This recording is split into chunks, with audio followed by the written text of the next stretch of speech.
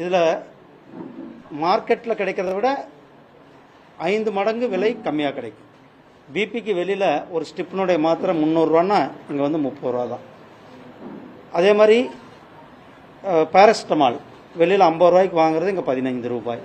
இப்படி உயிர்காக்கும் மருந்துகளில் கூட விலைகள் ரொம்ப குறைவாக இந்த மருத்துவம் நம்மளுடைய மாண்புமிகு பிரதமர் திரு நரேந்திர மோடிஜி அவர்கள் தொடங்கி வைக்கப்பட்டு இன்றைக்கு இந்தியா முழுவதும் இந்த திட்டமானது ஏழை எளிய மக்களுக்கு ஒரு பயனுள்ள திட்டமாக இந்த திட்டம் நடைமுறைப்படுத்தப்படுகிறது. அதை இன்றைக்கு கோவையில் ஒரு மையமாக நம்மளுடைய முரளி உள்ளிட்ட சகோதரர்கள்லாம் ஆத்மா ரக்ஷா அறக்கட்டளை கிட்டத்தட்ட 8 பேர் இணைந்து இந்த மருந்து மலிவுமலை மருந்தகத்தை நடத்தி கொண்டிருக்கிறார்கள். அவர்களுடைய அடுத்ததாக இங்கே அதே போல் இலவசமாக குறைந்த கட்டணத்தில் ஏழை மக்களுக்கு மருத்துவ வசதியும் ஃபிசியோதெரப்பி வசதியும் தொடங்கி வைத்திருக்கோம். அவர்களுக்கு என்னுடைய வாழ்த்துக்களை தெரிவித்துக்கொண்டு இன்றைக்கு விநாயகர் ஊர்வலம் இந்தியா தமிழகம் முழுவதும் மிக விமர்சையாக கொண்டாடப்பட்டு இன்றைக்கு ஊர்வலங்கள்லாம் நடந்து கொண்டிருக்கிறது. மேட்டுப்பாளையத்தில் நடக்கின்ற இன்றைய ஊர்வலத்தில் கலந்து கொள்ள இருக்கு. நாளானைக்கு இங்கே நம்மளுடைய கோயம்புத்தூரில் நடக்கிற நிகழ்ச்சியில் கலந்து கொள்ள இருக்கிறேன். இது நம்மளுடைய விநாயகர் சதுர்த்தி. நம்மளுடைய பாலகங்காதர திலகர் அவர்கள் வெள்ளைக்காரர் சுதந்திரத்திற்காக பாடுபட்ட பொழுது ஒரு ஒற்றுமைக்காக, இந்துக்களினுடைய ஒற்றுமைக்காக இந்த விநாயகர் ஊர்வலத்தை தொடங்கி அன்று முதல் இன்றைய வரலும் தொடர்ந்து நம்மளுடைய தமிழகத்தில் மறைந்த திரு ராமகோபாலன்ஜி அவர்கள் இந்த விநாயகர் ஊர்வலங்களை தமிழகத்தில் முன்னெடுத்து அவர் ஆரம்பித்த பணி இன்றைக்கு தொடர்ந்து கிட்டத்தட்ட ஒரு 40-50 ஆண்டுகளாக விநாயகர் ஊர்வலங்கள் தமிழகம் முழுவதும் இன்னைக்கு எல்லா பகுதியிலும் பொதுமக்கள் அவர்கள் தானாக வந்து விநாயகர் விநாயகர் சிலைகளை வைத்து ஊர்வலங்களை நடத்தி இன்றைக்கு அந்த ஒரு மிகப்பெரிய ஒரு வரவேற்பை விநாயகர் ஊர்வலங்கள் பெற்றிருக்கிறது. ஒருங்கிணைந்த கல்வி திட்டத்தின் கீழ் தமிழகத்திற்கு வர வேண்டிய 523 கோடி ரூபாய் வந்து ஒதுக்கல. தேசிய கல்விக் கொள்கையை வந்து திணிக்கிறாங்கிற ஒரு குற்றச்சாட்டு பாருங்க. ரொம்ப தெளிவாக மத்திய அமைச்சர், கல்வித்துறை அமைச்சர் திரு தர்மேந்திர பிரதான்ஜி அவர்கள் முதலமைச்சருக்கு கடிதம் அனுப்பியிருக்கிறார்கள். அந்த கடிதத்தில் பிஎம் ஸ்ரீக்கு நீங்கள் ஒப்புதல், அவங்க தான் ஒத்துக்கிட்டாங்க. பிஎம் ஸ்ரீ பள்ளிகளை நாங்கள் வந்து தமிழகத்தில் எடுத்துக்கிறோன்ட்டு ஒப்புதல் கொடுத்த பிறகு அதை வந்து நடைமுறைப்படுத்துங்க அப்படின்னு சொல்லி கடிதம் எழுதியிருக்கிறார். அந்த கடிதத்திற்கு அவர்கள் இன்னைக்கு வரல எந்த பதிலும் சொல்லலை. அதே போல் திரு பிரதான்ஜி அவர்கள் எந்த ஒரு மொழியையும் யார் மேலேயும் திணிக்கிறதில்லை.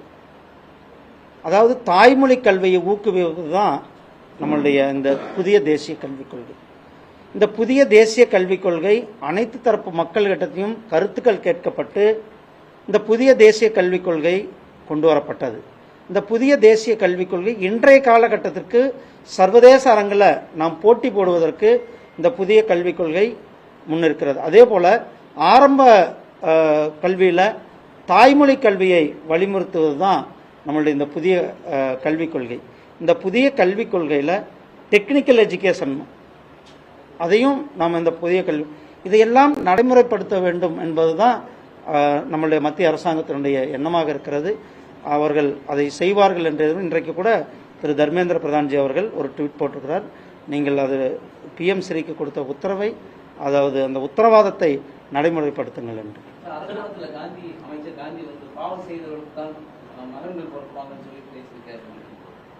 அவர் என்ன பேசினாரு எனக்கு தெரியலங்க. இதை பற்றி நான் உள்ள போக விரும்பல.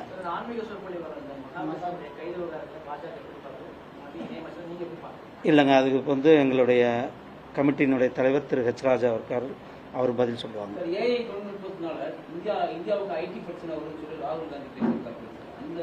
எங்க தொழில்நுட்பங்கள் வருது. அந்த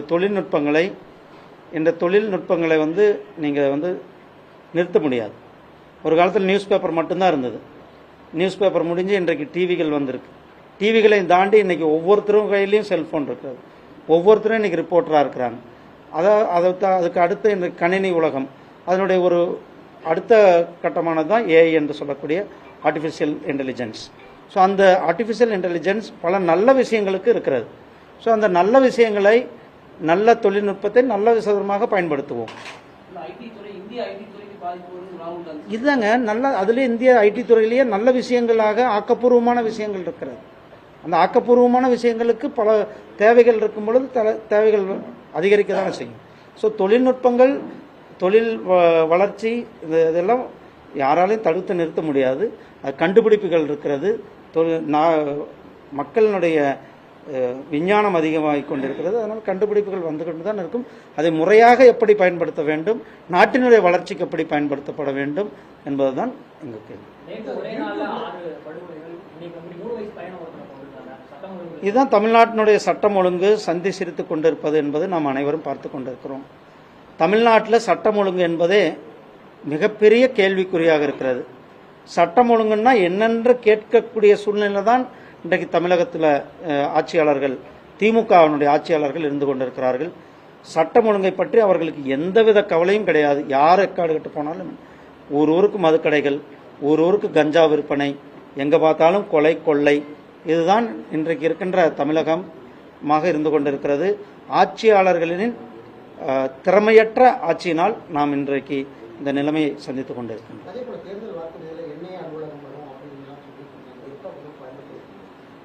எண்ணெய் அலுவலகம் தமிழ்நாட்டில் சென்னையில் இயங்கிக் கொண்டிருக்கிறது. எங்கேயும் வர்றதுக்கான வாய்ப்புகள் அவங்க பார்த்து கொண்டு வருவோம்.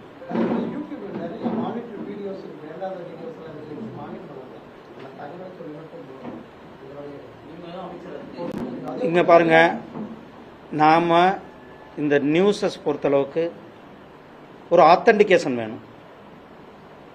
இதில் ஒரு சோசியல் சமுதாய அக்கறை வேண்டும், சமுதாய உணர்வு வேண்டும். ஒரு தகவலை நாம் சொல்லும் பொழுது அந்த தகவலினுடைய உண்மைத்தன்மை என்ன, அந்த தகவல் எந்த அளவுக்கு நாட்டிற்கு நல்லது, அந்த எந்த அளவுக்கு பொதுமக்களுக்கு நல்லது என்பதை அனைவரும் இன்றைக்கு உறுதி செய்யப்பட வேண்டும். நான் ஏற்கனவே சொன்னேன், இன்றைக்கு மொபைல் ஃபோன் வச்சிருக்கிறவங்கலாம் ரிப்போர்ட்டர்களாக இருக்கிறார்கள். யார் வேணாலும் ஒரு யூடியூப் சேனலில் போய் வரலாம், எதை வேணாலும் பேசலாம் என்ற ஒரு சூழ்நிலை இருந்து கொண்டிருக்கிறது. அதையெல்லாம் நடைமுறைப்படுத்தும் விதமாக ஒரு புதிய பிராட்காஸ்டிங் பாலிசி பில்லானது வர இருக்கிறது. அதில் பல இதுக்கு நம்ம அந்த ஏற்கனவே அது பப்ளிக்கில் தான் இருக்குது. அதுக்கு நீங்கள் எல்லாம் கருத்துக்கள் பொதுமக்களுடைய கருத்துக்களை கேட்டு தான் அந்த பில் கொடுத்துருக்குறோம். அந்த மக்களுடைய கருத்துக்கள் அடிப்படையில் அந்த பில்லை வந்து சட்டத்தில் கொண்டு வரும்.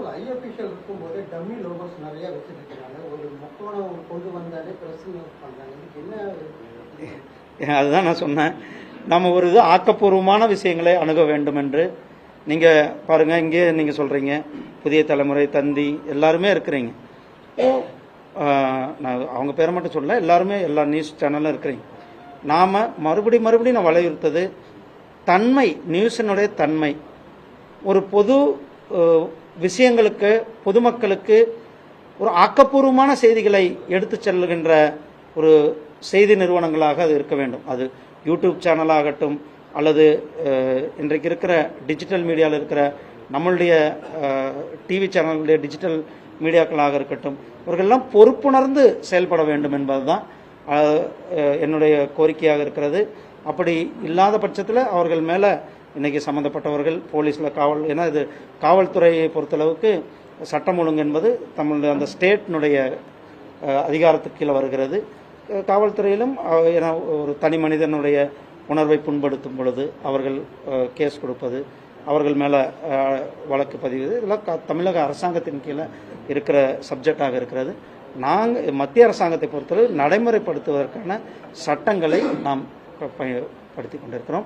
அதே போல் தேசத்திற்கு எதிராக செயல்படுகின்ற யூடியூப் சேனல் கிட்டத்தட்ட 69 யூடியூப் சேனல்கள் இப்பொழுதைக்கு நாம் முடக்கியிருக்கிறோம்.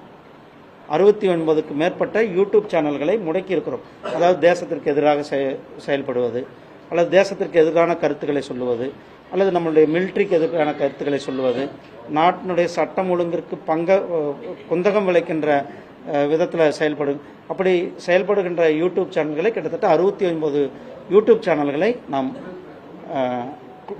மூடியிருக்கிறோம்.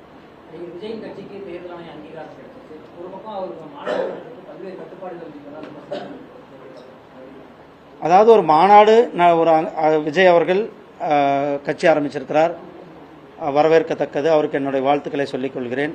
மாநாடு நடத்துவதற்கு தமிழக அரசாங்கம் ஏன் அவரை பார்த்து பயப்படுறாங்க என்பது தெரியவில்லை. ஒரு மாநாடு நடத்துவது என்பது ஒவ்வொரு அரசியல் கட்சியினுடைய உரிமை. எல்லா கட்சிகளும் நடத்துவது தான். அதே நேரத்தில் அந்த மாநாட்டிற்கு ஒரு பர்மிஷன் கொடுப்பது என்பது அரசாங்கம் எல்லா மாநாடுகளுக்கும் எல்லாருக்கும் பர்மிஷன் கொடுக்குறாங்க. ஆனால் இதை விஜயினுடைய மாநாட்டுக்கு பர்மிஷன் இல்லை அப்படின்ட்டு யாருமே சொன்னதாகவும் தெரியல. அதை ஒரு செய்திகளில் தான் பெருசாக ஆக்குன மாதிரி. ஏன்னா நாங்கள் கூட பிஜேபியில் ஒரு மாநாடு நடத்துறதுக்கு பர்மிஷன் கேட்டால் அவங்க பர்மிஷனுக்கு கொடுக்கறதுக்கு முன்னாடி சில கோரிஸ் கேட்பாங்க, எவ்வளோ பேர் வருவாங்க, எவ்வளோ பெரிய ஸ்டேஜ் போடுறீங்க, இதெல்லாம் கேட்பாங்க. அதெல்லாம் முறையாக கொடுக்கும்பொழுது அவர்கள் பர்மிஷன் கொடுப்பார்கள். நான் நினைக்கிறேன் இதை வந்து மீடியாக்கள் தான் ஊதி பெருசாக்குறாங்களோ. நன்றி.